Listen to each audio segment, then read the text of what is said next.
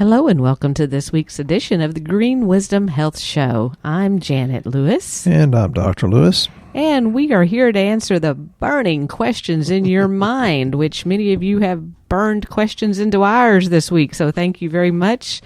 So we have decided to make a show about stress-free eating. We received many questions on our Shooting Straight with Dr. Lewis Facebook page, where we asked you guys what you wanted to hear on a podcast. And many of you talked about diet plans, different kinds of diets, different kinds of probiotics, what's best to eat. Can you get stressed out from eating? Or maybe it stressed us out thinking about all the different eating. So we named this show Stress-Free Eating. And Dr. Lewis is going to explain the difference between the different diets, what he recommends that is his favorite, and educate you guys a little bit about a lot of different meal plans. So, Dr. Lewis, would you take it away and give us all your wisdom? That puts me on the spot. Thank you. There are a lot of questions, which we'll get to in a little bit, and I really appreciate it. And to the new people that are listening, we appreciate that because there's so many of our people that are referring so that new people are listening to our podcast. And Janet and I are just like you. We like to be patted on the back and, recognized, appreciated, and approved of. And I was talking to Eileen and Jim in Las Vegas yesterday, and Jim just made my eyes leaky from some of the compliments he gave us. And, well, if you and your wife are getting better, thank you and God bless you. It's worth it because you talk nice. And then I heard from Jim from Washington just a few minutes later. I hadn't heard from him in a while. It's like, there's so many good people that realize the importance of helping others take a step up and a step out and have the courage to become healthy again. Health is very, very attainable. And the biggest struggle you'll ever have, I think, in your life, or one of the bigger struggles, is the struggle between knowing what to do and then doing what you know. So, we're here to encourage you to do that, maybe give you a little bit of knowledge. And as Jim from Vegas said, man, I like your sense of humor. It's kind of bizarre. It's like, yes, sir, it is. Convoluted, as Janet says. So here I go about diet. And some people, as Janet's already said it, sometimes I think stress and overdoing it perfectly is much, much worse than just eating the dadgum thing and enjoying it. That being said, there's I've got a lot to say. It's all about intestinal inflammation and what causes intestinal inflammation, and it can be estrogen-like compounds from soy. If you don't have the proper intestinal bacteria, that's kind of a big deal, I think. One of my favorite ways I tell people to eat, I'm more of a primal paleo, keto kind of guy. I think the high fat, as long as it's clean fat, is a good thing. There are some bad fats. And in every or almost every diet book I read, and I've read dozens and dozens and dozens, there's always something in the book that I do not agree with. And so, for example, there's this one diet book. It says healthy alternatives to saturated fat. Well, that in and of itself implies that saturated fat is bad. Saturated fat is not bad. It's hydrogenated or partially hydrogenated fat. That's the bad one. It says instead of eating butter on bread, you can eat olive oil on bread. And see, that's something I disagree with because, number one, olive oil is so fake, you don't know what's real and what's not, and I personally don't know the difference. I think you should eat lots and lots and lots of butter from grass-fed cows. I think bread is the problem, and they never raised that question, on this. And it says instead of Brazil nuts and macadamia nuts, you need to eat almonds. It's like, well, I've seen a lot of people that tested positive for almonds being inflammatory in their particular body, and Brazil nuts is probably the highest source of selenium that there is, so you need to eat them. And then it says cheese dip. You can substitute with avocado dip. I do agree avocado is probably better, just depending on the cheese. And it also said your typical commercial salad dressing is potentially bad, and a healthier alternative is homemade dressing with vinegar, olive oil, and spices. And I do agree with that. So that's why many times those of you that have heard us over and over again, you'll hear me say, listen with a discerning spirit, because although I do my best to be knowledgeable, thank you, Jim from Vegas, I still don't know everything either. Never will. The more I know, the more I realize that there's too much to know. I just got back from my dentist, and she says, I just can't believe that you can read this and put it all together. And da-da-da-da-da. And she said, you kept me in practice all these years. And it's like, well, it's structure and function. As a chiropractor, you look at it that way, and these nutrients, it's structure and function too. So you have to understand it's a myriad of different things. There's so many different facets to being healthy. Your intestines actually can alter and affect, in a good way, genetic expression. And one of the things is poor GI flora, that's bacteria or probiotics. And I'm going there because that's some of our questions that's coming up. But the poor GI flora can lead to poor DNA replication or cancer. You do have, I don't think we have control over our lives, but we have a great, great deal of influence. So when people say it runs in my family, it's like, well, why don't you stop it? You can. You can alter genetic expression. They say, well, it runs in my family. I say, well, I said, this is where it runs out in my family. And I've jumped out of all kinds of things that ran in the Lewis family, but it took a lot of work, and it was worth it. That's the key. And that's how it's very important for you to encourage other people to stay with the program. Yes, there's going to be setbacks, and yes, you're going to have this and this and this happen. All that's doing is testing your faith, and if you bail out quick, that just means you don't have your faith developed, and that's very incredibly important, that you have the faith and the courage to stick through the tough times. If I had stopped vacation the other day, the first time I ran over a curb with our RV, we wouldn't have gotten very far. So you don't stop when you get a little boo-boo. There's all sorts of evidence and research that says toxic intestinal bacteria can produce something called interleukins, which is another form of inflammatory chemicals. So toxic intestinal bacteria means you have to replace with the probiotics. And I'm still working on the kombucha that, we had that podcast with John. He brought me some kombucha, and I actually made scobies out of straight Saccharomyces boulardii and from our probiotic Synergy.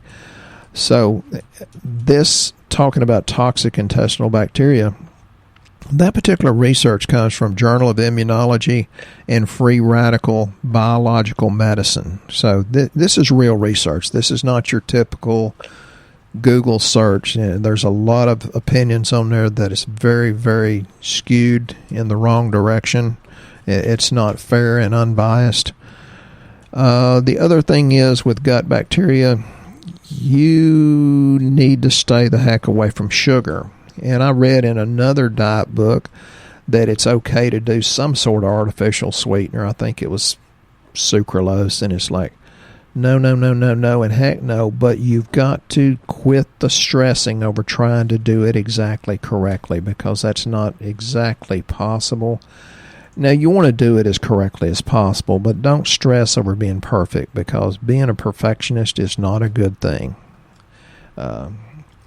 So let's go back to, even though I have a tendency to go keto, paleo, primal, that's the healthiest diet for most people. Even, I don't care what your blood type is, yeah. There's a little validity to that book, but I don't think it's something you should hang your hat on. But you can vary, and you can do clean keto or dirty keto. Of course, clean is better, and that's eating the cleaner meats versus the other ones, and the same thing with the fats. But even within that context, the best thing you can do is do calorie restriction. It's very, very important. And there's been plenty of scientists that noticed when you would put certain animals, they use mice and rats. So they use that a lot. And they noticed when they started eating what we would consider a normal diet, the hair would turn gray and their hair would start falling out. Their bones would get brittle. They started moving more and more slowly, which would mean arthritis. And then they'd stop moving forever. So, we'll compare you to a mouse. Sorry. But when they put these groups on calorie restriction, cut the calories about in half, that most of the mice were dead, where the calorie restricted mice were still alive and very, very healthy and even still having babies. So be aware of that. Most diets, you've got to understand, have about 95% failure rate, or they will just go back to where they are and usually gain weight. So recidivism, I think, is the term for that. The reason I think it's very important for you to live long and live healthy is because it takes a dadgum long to learn how to live, and then if you die early, you didn't get to use that knowledge and wisdom. So that's one of my crazier motivations for that. And one of the big scientists that talked about living longer through calorie restriction, he didn't live that long. It's like, well, something's boo-boo there, but he may have lived longer than he would otherwise. So, well, when you're talking about these different diets, isn't we never really tell people to get on a diet. I know we mentioned paleo sometimes, but isn't it more about just eating clean? Yes. Okay, and when you talk about eating clean, a lot of people don't know what clean eating really means. So maybe you could explain a little bit of that. Okay, well, that's a good point. Instead of eating charred meats, and yeah, we love it grilled, but you don't want to char it. Instead of eating hot dogs, you can eat grass-fed beef instead of grain-fed beef. It makes a big difference. And, grass-fed lamb, although I'm not a big fan of lamb. Pasture-raised pork. Last year I didn't shoot any pigs. This year I think I'm going to go shoot a bunch because they're relatively organic, except for the ones that eat under our corn feeders. So that's a genetically modified product, but that's not, the greatest amount of their diet. Bison, venison. I quit killing deer about 16, 18 years ago. Elk is good. The ones that you can get away from the nitrates, and that's avoid the deli ham that's processed, avoid the hot dogs, avoid the conventional sausage. We have a butcher that'll make it up for us if we like. The conventionally made bacon, salami, pepperoni, oh man, that hurt. But it's better to eat cleaner and stay away from that, if that's what you're talking about, Janet. And eggs are the same way.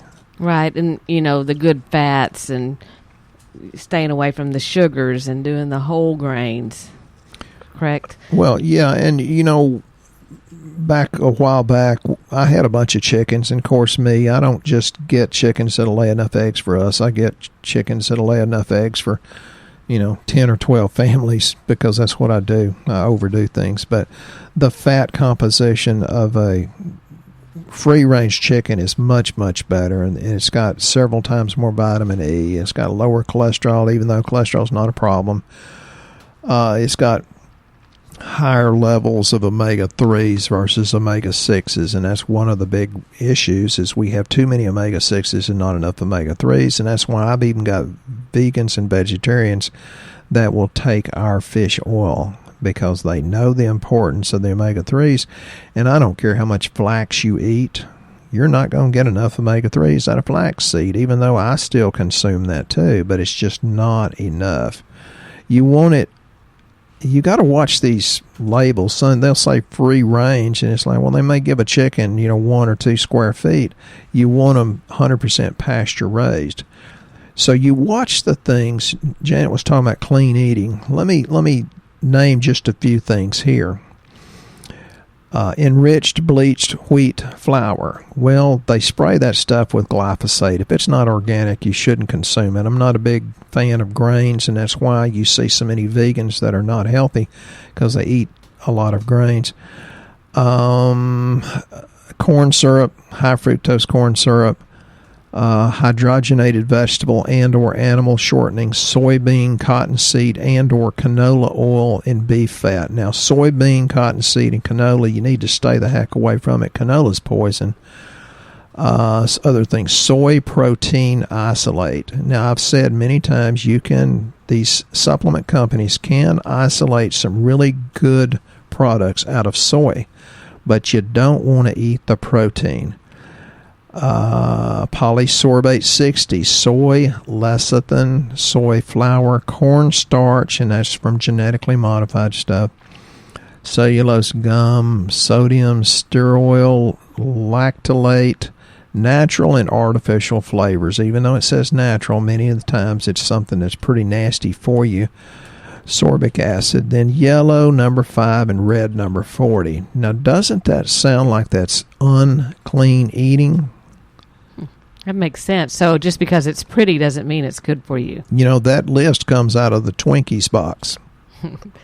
So basically, when you're talking about clean eating, you want to eat foods that are basically as close to their natural state as possible.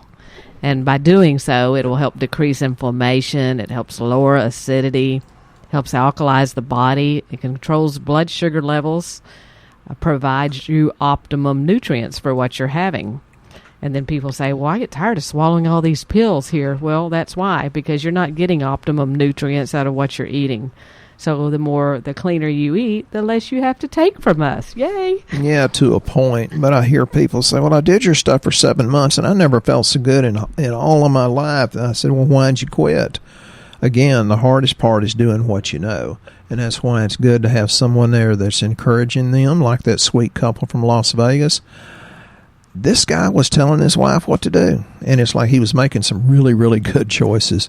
My question is, what fits you better, 30 minutes a day of exercise or feeling like holy heck and can't move and being dead 24 hours a day? I mean, think about it, folks.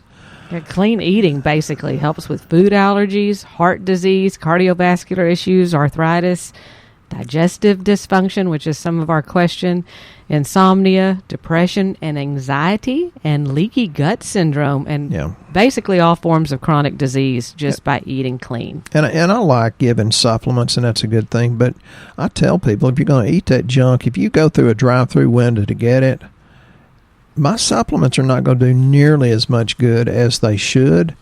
The bad news in life is time flies, but the good news that most people never realize, the good news is you're the pilot. You can take it where you want, and that's why we've got a little product called Deeper Greens. It's got an incredibly high ORAC value. You just do a scoop of that. It's organic fruits and vegetables, and I think the ORAC value is 6,900, which is pretty incredibly high, if I remember right. Yeah, that's all organic, so you don't have to worry about trying to go to the store and get really great stuff. So it's all there in a jar for you. Yeah, still better to eat the vegetables and then throw a scoop of this in your drink in the morning. And I want you to speak a little bit, as usual, we start running out of time and we've got some questions here. But I wanted you to talk a little bit about people that are so concerned, I think you touched on it a little bit, they become obsessive and unhealthy because it's a term called orthorexia, and it's a condition in which a clean eater takes things too far and starts experiencing high amounts of stress and preoccupation over his or her diet. Is that such a thing? Is that, do people really become that fixated on food quality and purity, and then what happens? Basically they get sick, I guess, because they can't eat anything. Yeah, you're tied up in knots doing that. And, I read all the research about how nasty our environment is, but you still have to eat. And, we still eat conventionally raised chicken. Now, we go for the good stuff anytime we can. But it's like we just don't obsess about it because it's worse to stress about it than it is just to eat the thing and ask God to bless it and go on. So, yeah, people, you shouldn't be obsessed. You should be healthy and happy, and that's more a matter of how you think rather than anything else. So if life's not fun, you're doing it wrong, and life's supposed to be fun. And Janet and I have a rule that says if it's not a heck yeah, it's a heck no. That's right. Yeah, sorry. So make sure we address our questions. And again, thank you so much for all the people that took time to actually write in and ask something. Yeah, do it every week. I need the help. And you guys that are new to the show, if you'll just ask to join Shootin' without an I in it, it's SHOOTN straight with Dr. Lewis on Facebook. He'll accept you as well, and you can read a lot of commentary and good questions and add your questions in to have them answered on the podcast. But Richard, who's one of our favorites, asked... Yeah, he's touring the country in an RV. That's why I like him. He's having fun. He's wondering what he might take for an antibiotic for a tooth infection. He has to take an antibiotic for a tooth infection. So he needs to know if he needs to stop taking his vitamins to do that and then restart. He needs a root canal. I'm sorry, Richard. That's always awful, but those things happen. So what does he need to do for that? Does he need to stop taking his vitamins, or does he need to just keep on? Me being a chiropractor, I don't give advice on medicine. That's between your dentist or your MD. There's other things that help that are antimicrobial from our point, but you probably should listen to your dentist on that one. That'd be my suggestion. Some people have a tendency to stop their vitamins, though, and they stop it when they're sick and really need it. The only reason you should ever stop your vitamins is if you're getting something major done, because your doctor will say, well, it thins your blood, and that's true. You should listen to the surgeon.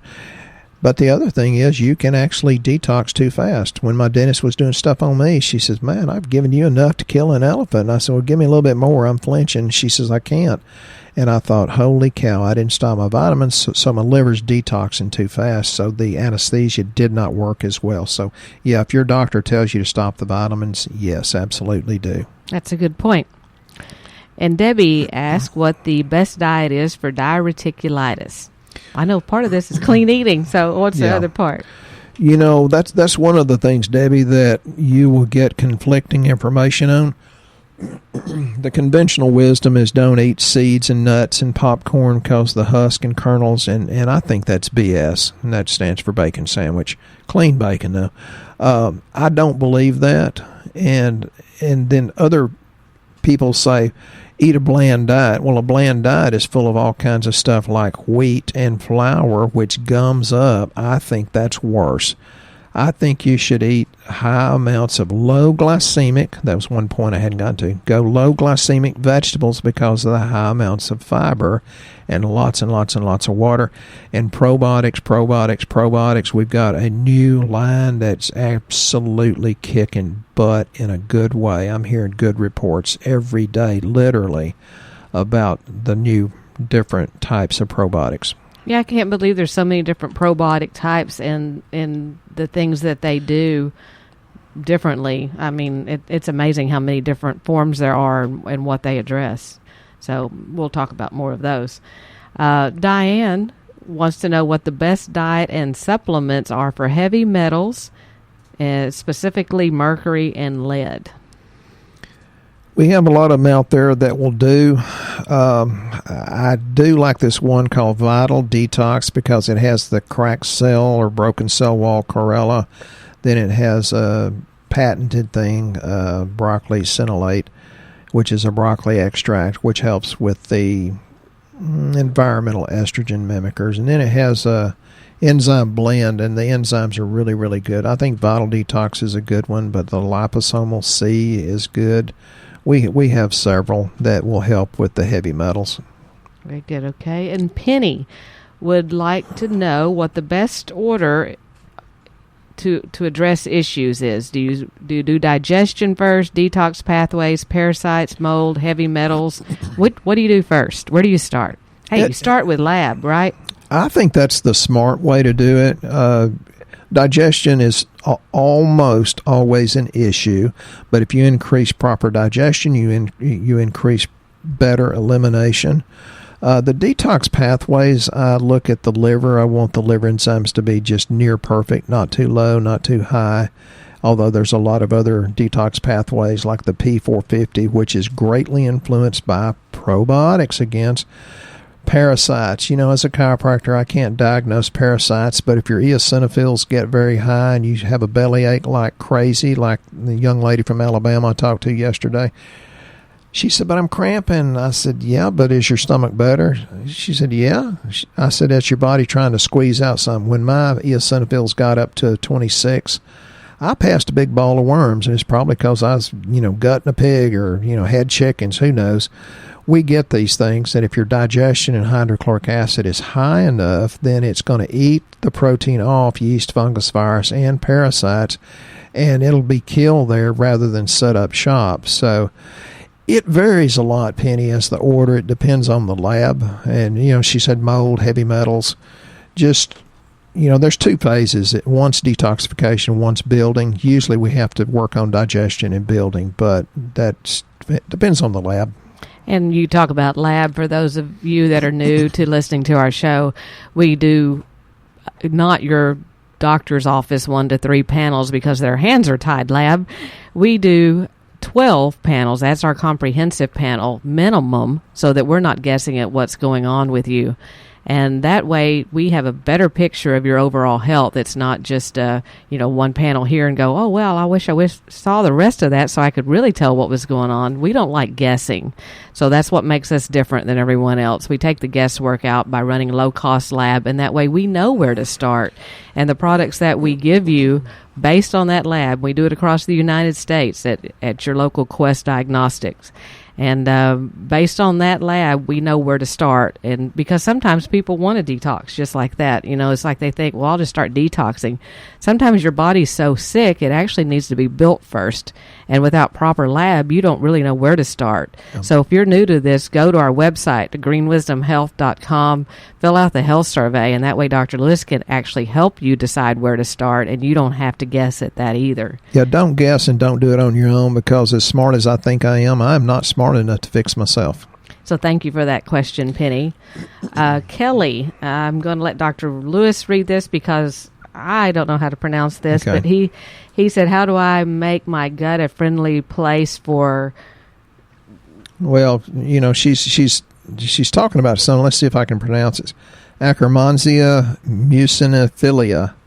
To flourish. I got that part. Yeah, that's, Kelly, that's a probiotic that is, they're talking about it. It gets in the mucin of the intestinal walls and helps you lose weight. I don't know. I don't have any experience for that. But the way to make your gut healthy is, first of all, clean it up, put a lot of fiber in. And people say, well, what about this and prebiotic? And it's like, yeah, okay, I know all about it. But just if you're eating the low glycemic vegetables, you have enough fiber for the bacteria to flourish, whether or not it's that or something else. We have something called ProBioLean, which is, I'm really proud that Janet found 60 capsules for a whole lot less than another one we were selling that had 30 capsules, which worked real well. And it's a probiotic blend, 25 billion CFUs, and it's got the Lactobacillus acidophilus, Plantarum, Rhamnosus, lactis, but then it's got the Glyceri, and that's one of the real big ones for weight loss. We've got a lot of people that are getting good results with that. So it's just probiotics that are pre-fed with the fiber. So that would be a good one for Kelly to take to try to get that to flourish then, right? Yeah. Okay. And we have one last question from Jason. Wants to know about using genetic testing to search for answers for chronic illness that haven't been fully resolved by diet, exercise, and supplements. What are your thoughts on that? I tell everybody to go to 23andMe and utilize their services. We did 23andMe, then hired LiveWello to go, expound upon that. I think that's the best thing to do. I promise you, genetics is way the heck over my head. And it helps. It told me things that I kind of already knew. It said I was a low metabolizer or slow metabolizer of alcohol. So, hey, I figured that out when I was 19. I couldn't drink much. It said I got dementia in my future. So, well, look at my 95-year-old mama. You can figure that one out. But you can put that stuff off, because we took obvious signs of dementia when my mother was in her 60s, and it didn't really get super serious until about age 88 to 92, and after 92 it was terrible. But that helps you target what you need to deal with the supplements. And there's one other thing I'd like to address on this, and it's from Tom.